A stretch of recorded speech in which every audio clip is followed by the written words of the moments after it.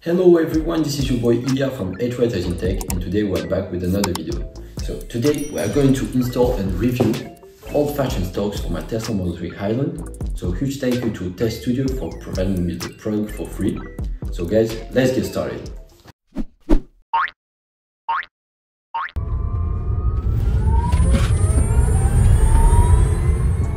You can find the Stalks I received from TesStudio on their website. If you want the same ones, check out the link in the description. They also offer Stalks for the Model S and X, but today we're focusing on the Model 3 Highland. And don't forget to use my code HY13 for 35% off during the Black Friday super sale.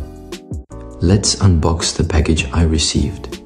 Inside, you'll find a warranty paper and some support materials, along with a small booklet featuring popular accessories that TesStudio sells on their website. The package includes a bag with the vehicle connection cables and screws, the driving direction stalks, and the turn signal stalks. Next, we have the plastic covers that go around the stalks, the upper and lower parts. You'll also find the mounts to secure the stalks to the steering column. For this installation, we'll need T20, PH2, H3 and H10 bits, along with 2 precision flat screwdrivers, a panel remover, and a curved hook screwdriver. Let's dive in by using the panel remover to take off a small panel on the right side of the glove box, which I didn't buy, so I'll spare you the bad technique I used. Once removed, you'll see a small clip that we need to take out in order to continue removing the carpet panel. Next, head into the car's safety settings to disable the power so we can safely disconnect the small plug here for the stalk wiring.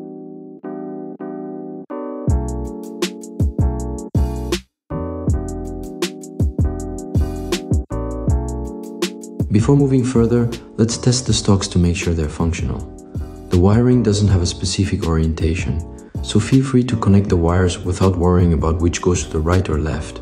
If there's an issue, we'll stop and contact TesStudio for a warranty exchange. In our case, everything works perfectly.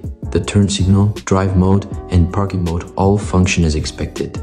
Now, let's proceed with the installation. Let's unplug the stalks first. Then, we're going to remove the airbag from the steering wheel by inserting the precision screwdriver into the holes on the sides of the wheel. Once the airbag pops out, we'll disconnect the 2 plugs inside, the yellow one for the airbag and the maroon one for the steering wheel connection. Next, grab a ratchet wrench and start loosening the steering wheel. It's best to have 2 people for this, one to hold the wheel and the other to loosen it, but it can be done alone. Gently shake the wheel to remove it, but be careful not to turn the center part of the steering column more than 360. You can tape it if you're worried about turning it too much, but honestly, it's hard to do on accident, so I won't bother. Now, remove the plastic cover around the steering column. To take off the lower part, unscrew it using the small Torx key. Then, we'll install the new stalks, securing them to the wheel with the screws we just removed. Next, remove the small panel above the pedals, then the speaker under the screen.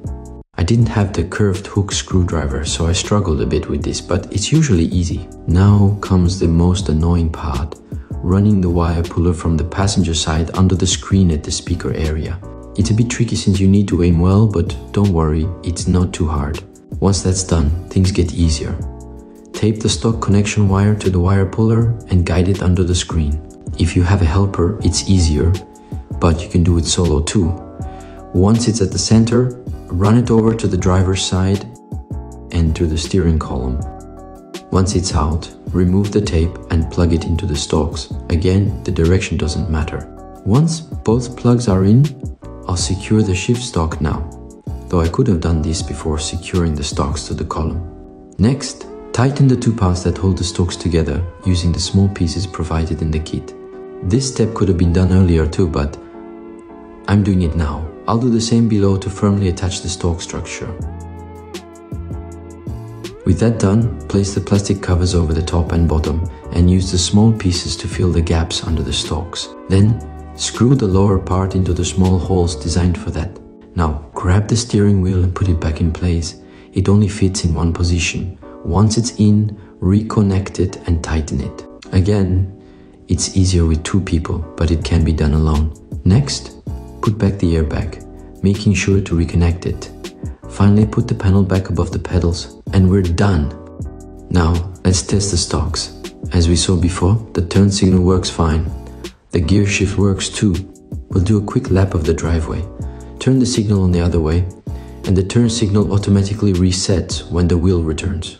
Let's check the headlights by facing a wall, pull the stalks and you get flashers. Push them and you get the horn.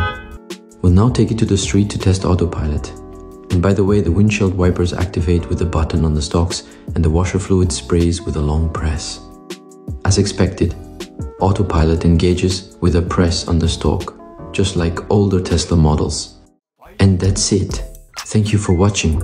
If you found this video helpful, don't forget to like, subscribe and hit the notification bell. Don't forget to use my code HY13 to get 35% off for this Black Friday super sale offers on TesStudio. And if you're considering getting a Tesla, please use my referral link in the description to save up to $1,000. See you in the next video.